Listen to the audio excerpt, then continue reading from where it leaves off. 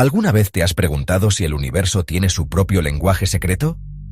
Hoy quiero presentarte algo llamado cimática, un campo asombroso que explora cómo el sonido puede realmente dar forma a la materia. Imagina esto.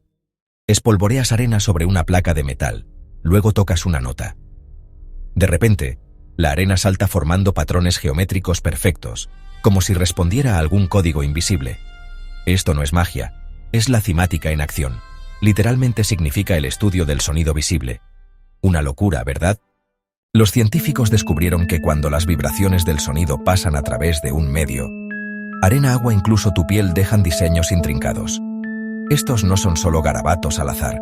Se parecen mucho a los patrones que vemos en la naturaleza, los hexágonos en el caparazón de una tortuga, las espirales en un girasol, incluso las ondas en el agua. Entonces, ¿es la cimática el lenguaje de la naturaleza? ¿O podría ser algo aún más extraño?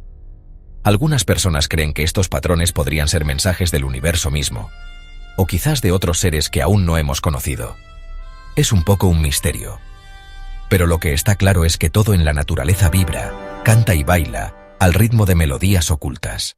Me encanta pensar en cómo el sonido, algo invisible, puede revelar el orden secreto detrás de todo lo que vemos.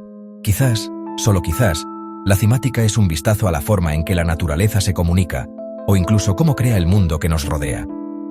Así que la próxima vez que escuches música, recuerda, podrías estar escuchando el lenguaje secreto del universo. ¿Qué piensas? ¿Es la cimática solo ciencia, o es la clave de un misterio más profundo? Déjame saber en los comentarios.